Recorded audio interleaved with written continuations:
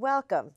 I'm Victoria Schneps, the publisher of the Home Reporter, the Brooklyn Spectator, and the Spectator News, and I am thrilled to be bringing to you our new borough president, the very handsome and the very brilliant Eric Adams. Welcome. I like handsome being first. You notice that? Well, because you're so impeccably dressed. I mean, I love to dress. To me, it's the fun in the morning of getting up, and I know you're so perfectly coordinated too. I mean, how do you decide which tie? I mean, you have someone help you, or you do this all on your own? You're so right because the way you dress is how you feel, and it's your calling card. That if you care about how you look, you care about how the people who are around you look as well. Well, that's a challenge. You know, with my staff, I have some people who come right out of college and they don't quite get that there's a different code to dressing, but I'm such a believer in you dress for success. So true, so true. But don't you find that there's some people who don't get that? Right, and I think that we're in this environment now where any and everything goes, and I think it's uniform of the day. You know, while I'm out just hanging out with some friends watching the Super Bowl, I will have my jeans on or what have you. But if I'm going to be in the environment where I am attempting to let people know that I'm serious about what I'm doing and I want to present them in a professional manner, then I want to look the part as well as be the part. Well, at what point in your life did that happen? Because I know you first were a policeman in a police uniform. So Right. when did you make that transition and when did you get that? Because I'm always shocked when people don't get that, but you got it very early on. Well, if you look at, you hear people oftentimes talk about the importance of paramilitary or military service. Our fathers and fathers' fathers, many of them participated in some form of military service because our country was at war during that time. One of the pros of going through the military service is that you learn the standard of how you should present yourself. And we've had a long period of no wars that we had to participate in. And so many people never went through the formal dress code, how you should present yourself. Those of us who went through the police department, when I was in the police academy, your shoes had to look a certain way. You had to tie them a certain way. Your shirt had to look a certain way. So I learned from that experience that there's an expectation on how you present yourself. Tell me about your parents. How did you get to be, I mean, we're all, you know, product of our families, I So believe. true. Right? So what was it in your home like? What was it that, you know, your parents brought you to make you the man you are today? Well, I had an amazing, mother and dad. Very loving environment, and my mother was a very strong, quiet but determined woman. You know, when she moved us from a tenement building in Queens and Brooklyn. I talk about the story all the time. How people thought she was unable to do that, but she was so determining to make it happen. And we moved to a nice small house in Queens. Now, you went to Bayside High Yes, I School. did. You know, Yes, my I office did. is right there. I have an office in Bay Ridge and an office in Bayside. Okay, So good I saw location. that Bayside High School grad. Well, my Right. daughter died to go to Bayside High School because she wanted to be a cheerleader. Commodores. We had one of the best football teams That's going. right. That's And that right. was her thing. And she left Townsend Harris High School to go to Bayside High School to become a cheerleader Yes, for the yes, Commodores. yes. Great team. Chief Coach Nelson was the coach back All then. right. We were city champs several Were you a times. football player? My freshman year, I was a football player. I was on a junior varsity, and then I discovered girls, and it was all downhill for sports. Well, you know, sometimes it goes the other way because, you know, the girls like the guys in the Yes. sweater. I remember my freshman year of college, I fell in love with this guy with a big sweater because he was a jock. And it did a he had little letter. Right, he had a letter sweater. Oh my God, how I died to wear that. But, you know, Bayside was a very beautiful neighborhood. It was, and that's when we just started, busing children. I grew up in South Jamaica / St. Albans, and so I had to travel about an hour and a half every day, and that was the first time that we were in a multicultural environment because it was in a community that was predominantly white, Right. and so it was a new introduction for all the children. And to sit in a classroom for the first time with a white student and learn from each other, it was a great experience, and it started me to appreciate how important diversity is. You know, I've often wondered when they bust kids in, did the kids who were on the bus stay together and the kids who were from the neighborhood stay together, or were you able to somehow break through that barrier? You did. You broke through. Okay. You traveled together to school, but by the time you got there, you were in a classroom. I had so many friends I met from the Bayside area, Right. and it was a different experience. You know, you traveled back to your communities together, but while you were in school, there was a cross section of exchange of information, of study groups together, and it was a great experience because it forced you to break out of your own little silo. You know, we get so comfortable around our own groups that we don't realize the beauty of breaking out of those groups and learning from the other groups that are part of what makes the city great. You know, I'm thinking when you're speaking about breaking out, when I grew up on East 21st between Quentin and R in Brooklyn. And when I got married, I was only 20. I had to stay on East 21st Street. So I moved to Church and Caton, but I stayed on East 21st because I had to stay in my little world. Yes, And I think when I grew up, our worlds were very tight and very, they were. right? I mean, it was like, to go downtown Brooklyn was a big adventure. Yes, yes.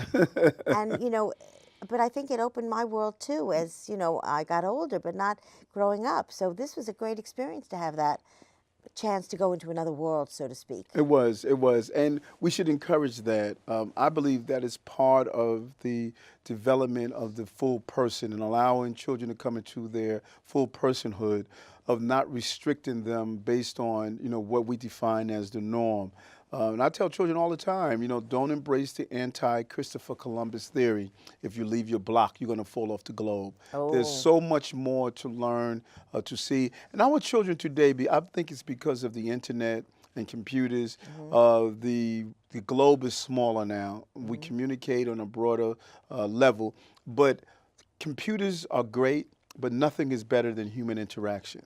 absolutely. You know, sitting down Scary, and right? blogging and sending up tweets, that's fine. But to interact with another human being is a great experience that we should not allow Well, listen, I'm technology to sure do. that afterwards your man is here, that you'll be tweeting out that we're here together.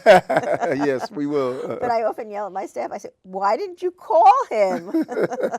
Call? I mean, they're so busy emailing and Yeah. doing the other communication. Well, I mean, I think you've become a great communicator yourself. Did you get involved in government in high school or college? No, no, my real involvement came in the police department. I saw that it Well, was what brought you into the police department? Was it an opportunity? I mean, how did you no, get no. there? That's an interesting story. It was after Randolph Evans was killed. Yes. A group of civil rights leaders, Reverend Herbert Daughtry being one of them, brought together a group of young black men and told us all that they wanted us to go into some form of law enforcement. Some of the young men went into the Department of Correction. Now, was this in college or was this after college? I was But still you in went college. to John Jay, I right? went to John Jay. I went Right. to New York City College of Technology on Right. J Street in Right. Brooklyn. Right. I'm Brooklyn through and through. Right, You good. know? Well, nothing wrong. And I later went on to obtain my master's from Marist College. But during the time I was in New York City College of Technology, that's when they encouraged us to go into law enforcement. I was a computer geek. Oh. There was no desire to be a law enforcement officer, but they really wanted us to go in and play a role of changing But what about police. your brother? It wasn't your brother in law My enforcement? youngest brother, he was a sergeant in the police department. Okay. You know, he's my hero. Everyone loves him. You know, he's just one of those guys. As soon as you see him, you just adore him. Really polite. He just retired a couple of years ago and moved to Virginia. Because he was in Queens for a while. Yes, he was. I knew him, right. Yes, Bernard. He was loved. Yes, Yeah, he was yes, beloved. yes. Really, a real gentleman. You know, he retired a few years But they after had I retired. was he in the police force when they started talking to you, or he wasn't there yet either? About joining He the force. joined 3 years after I joined. Oh, okay. And he retired 2 years after I retired and decided to leave the city. You know, I know, he's having a it's a- wonderful life in Virginia. I hope Yes. he comes back and return to New York. I would love to have him here. Of You know, course. you know when you are a baby brother, you're a baby brother for life. Yes, yes. You know, it's like my son Josh. He's my baby. He may be an adult, but he may be my partner in business, but he's my baby. Yes. You can't ever lose that That's position in your right. life. So when you went into the the police, did you go, you went into corrections first, right? No, I was always, I went to the New York City Transit Oh, Police. transit. And Okay. then Commissioner Bratton, when he became the commissioner of the New York City Police Department, he was the Right. commissioner of the Transit Police. He was the chief of transit at one time. And then when Mayor Giuliani became the mayor, they merged all three departments. They merged I remember that. the housing police, the transit police, and the New York City Police Department. And that's when I became a sergeant. I was promoted to sergeant, and I started to move up through the ranks. And I was part of the New York City Police Department at that time. What did you learn from that experience? Because that's, that wasn't easy. No, That it was a wasn't. tough job. It was, and it continues to be. One of your memories of a tough situation. My girlfriend was Trudy LaForgia, who was a two-star chief in the police department. Okay. And she shared with me the time that she said, you've got to make instantaneous sometimes responses. And she said she was brought to a scene where a man was under a car and they had to decide if he was going to have a gun as he came out from under the car. Right. And she had to make a decision that instant. Was she going to pull her gun or she was going to hold and see if it was a safe situation? So true, so true. And I think, although many decisions we make are split-second decisions, but what we bring to the action, because the mind moves in, a quick response.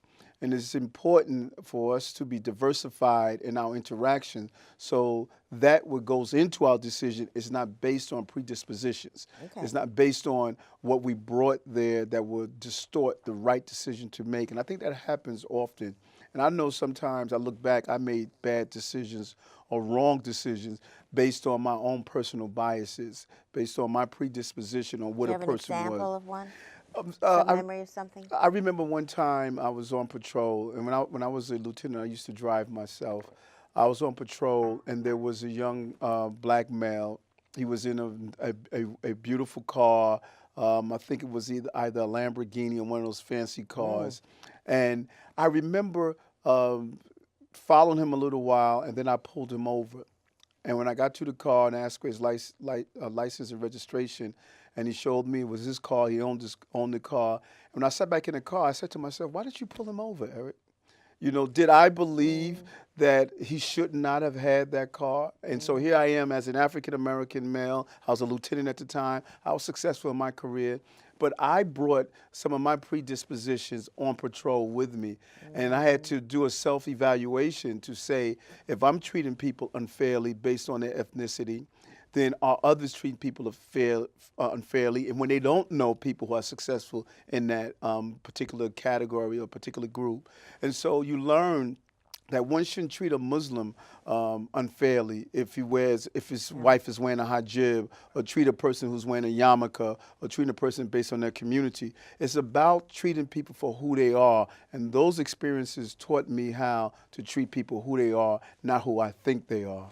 Well, this whole stop and frisk kind of issue, how the sensitivity that you had.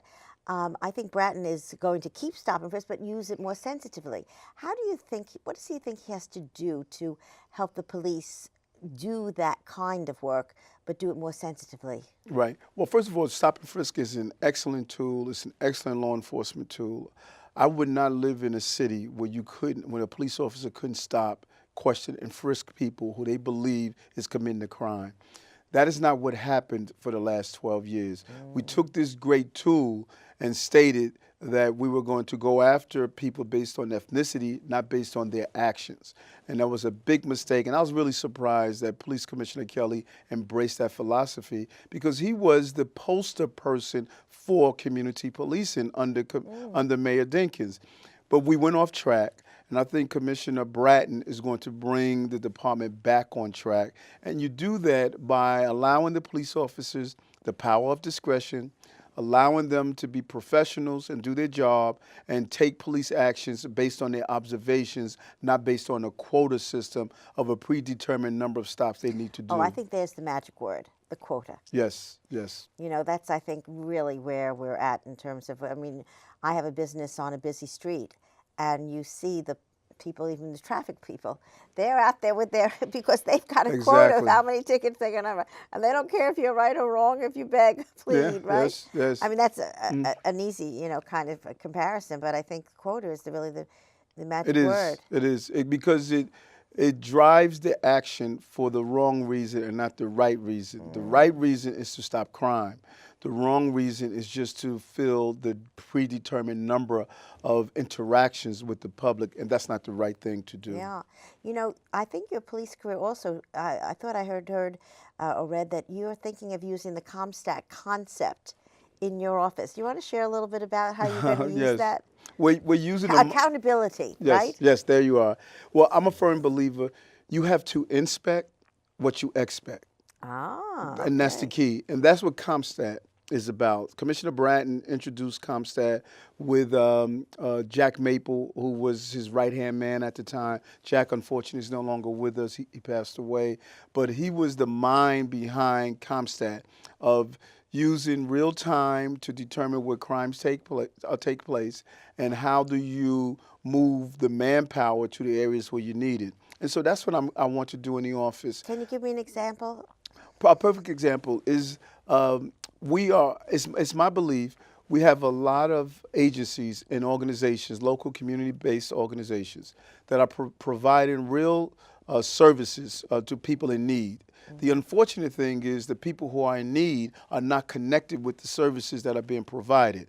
So we want to create a mapping system by using the data that Mayor Bloomberg was very successful in doing with open source data. We want to utilize NYU and other colleges to help us get a mapping system and determine where are the services needed and team them up with the service providers. For example, Oh, if we look at a certain area in the city where we have double-digit unemployment, and the mapping will show us where the unemployment numbers are high. Let's team up with employee agencies and job recruiters to go into that community and have a full month of proliferation of how to get a job, how to do resume writing, how to be ready for interviews, what jobs are available, so we can really tackle the problem on the ground instead of just looking at it from a distance away. that's brilliant. And we want to look at all those areas where we need to do a real analysis of where the problems are and then apply the resources to those problems. Well, that's an interesting concept too, in terms of how you can bring, for instance, like to neighborhoods like Brownsville and East New York, manufacturing or some kind of way right in the community to have people have opportunities for jobs. And that's the goal. The goal is, my goal as borough president is I think we've done a great job in investing in structures and buildings. We have a great stadium on Atlantic and Flatbush Avenue. Greenpoint has continued to rise. We're going to do some great things in Coney Island. But we have to start investing in people now. I want to improve the quality of life for Brooklynites, teach them financial literacy, healthy eating habits, how to prepare for college and be prepared for college, and volunteerism. Teaching young people in college to go to high school and tutor high school students and high school students tutor junior high school students, and teaching people how to have this intergenerational relationship with our seniors who are in dire need of assistance on how to navigate the challenges of government. And so the goal is not only invest in buildings and structures, but I want to invest in people and create the atmosphere where we can have a well-diverse borough where people can enjoy the beauty of our diversity. I love that concept. I mean, this is really where you got a lot of stories I could be writing about because each one would be a terrific story Yes, to tell. yes. And that's really part of what we love being in community journalism, is to be able to tell the stories, even to be able to do literacy articles on how people write resumes, how people do the things you're talking about. So, our newspapers are there to be able to provide that information for our readers. And So we'll work with you. and the stuff you do is great. Bringing people together, the King of Kings, the Queens of King of Queens, Right. and the newspaper and the 40 under 40. All of those things allow us to meet each other. Because what I am noticing is that we have good people in this city. And oftentimes they pass each other. They ride the trains next to each other. They get their cafe latte and Right. just go on their business. But if we can start connecting good people, then good people can do good things. And that's the goal of building a universe of good people who want to do good things for people who are in need. Well, I'm the queen of networking. So I will be delighted to work with you on that because I think it's true. I think, what's been delightful to see is how when we network these people, how they all of a sudden, geez, that was so nice to meet that person. Oh, yeah, we're going to be doing some business Right. together. Oh, yes. And I think it's just something as simple as how do you bring these people together? So true. And I am borrowing, I'm taking a page out of your book. I'm going to use Borough Hall as a place where people can come to meet each other. I'm going Wonderful. to continuously have my staff find creative ways of bringing people through our doors that they can meet each other and learn about what they are doing and how we can cross reference each other and utilize our skills together. It's a beautiful facility. It It's, is. it's magnificent. I don't know if the other boroughs, if anything, is beautiful as you No, have. no, no. But the goal, the building, I don't want a pristine building that's detached from the people. Okay. I want the building to be an anchor. So as you travel downtown and go to one of the local municipality offices that are there, and you pass by the building, I want the building to inspire you because of relationship you had with either my staff or when you came to our building for services, that it can inspire you that no matter how tough and difficult Brooklyn may be, there's a place in the center of downtown that is your source of energy and it's inviting. We have a borough that 47% of Brooklynites speak a language other than English. Yes. So our welcome mat must be in all of those languages, and people need to know that it's a friendly place and not an intimidating place. We have our Spanish language paper that we now distribute in Wow. Sunset Park Excellent. because we really recognize that, these are a good group of communities that would want to read something, but in Spanish. Right, so true. So you've got to meet that need. It'll allow the Spanish community, as the mayor said yesterday, as his state of the state, where he's going to allow undocumented and other groups to Yes. receive identification card. That's a huge boost for those communities. And so my goal is to figure out how do we allow people no longer to live in the shadows. Bring them out of the shadows. Let them participate in government. Let them participate in the pursuit of the American dream. The federal government will deal with the immigration issues. We have a responsibility to be humanitarians and say, if you live in New York, if you live in Brooklyn, then as your neighbor, we're going to make sure you participate in what the borough has to offer. Well, I think that's dynamite. I'm so glad we're not sitting back and waiting for the federal government to fight their fights amongst each other and do Right. nothing. Right. So I thought that was for me, I took away that there were three things that I thought were great. And one of them was that. The other Yes. one was the preschool. Mm-hmm. I just feel it's so important as a teacher how you get these kids real early. You Don't do. you see that that's something that, for the future, that You we've do. got to help the intervention with these kids? And to his credit, as his children went to public school, and Bill is a real guy. What you see is what you get. Standing outside shoveling snow. That is Or not was a he late photo for that? op. Now he's got a reputation of being late for Yes, everything. yes. But the beauty is let them talk about him being late. But we know he's on time with the policies that are needed Yeah. to move this city forward. This city must become more compassionate. And I've learned that compassion is a gift that keeps on giving. When you do something kind to someone, that kind act encourages that person who's a recipient to be kind to someone else. Because, Vicki, people are hurting. And hurt people.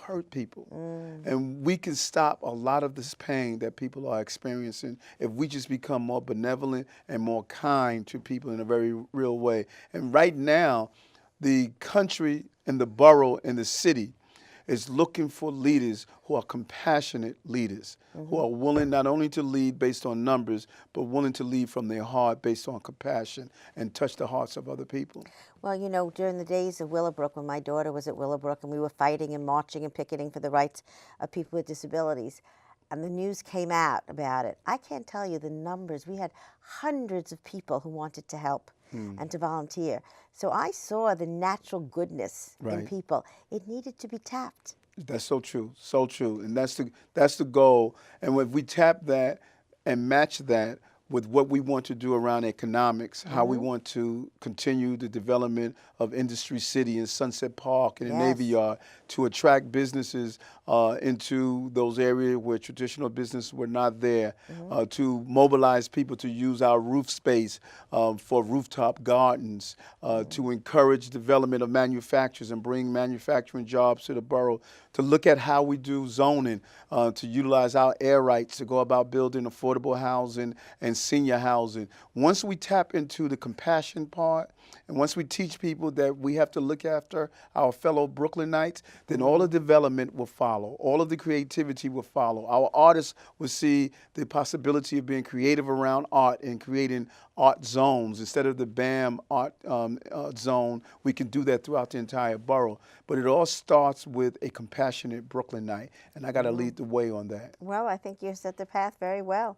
So I think, you're on the right way. I just am very excited about the future of Brooklyn because I think your leadership is going to give a new vision to us. And I think it's a powerful, powerful thing. I wanted to ask you, is there something particularly, if there was one thing of all that you'd like most to do? If you had a magic wand and you could get it done immediately?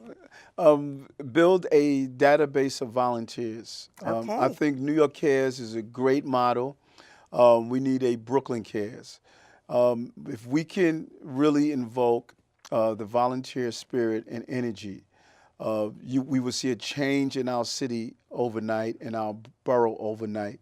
You don't need money to teach a person some of the skills that are needed. And we have enough experts and professionals in the borough to now give back. If we can give people to give back 1 or 2 hours a week, we can Mm-hmm. do some remarkable things. And that's our focus, to really tap into the desire and energy to give Wow. back. I think this has been great. I'm so delighted to have you Thank here you. Thank as you. my wonderful guest, and I am so happy to have you in my life. Thank you. So I wish you the greatest of We, success. we, are, we are mutual fans of each other. I adore you. Oh, thank you. It's very mutual. And this is Victoria Schnepp saying goodbye, good night. See you again.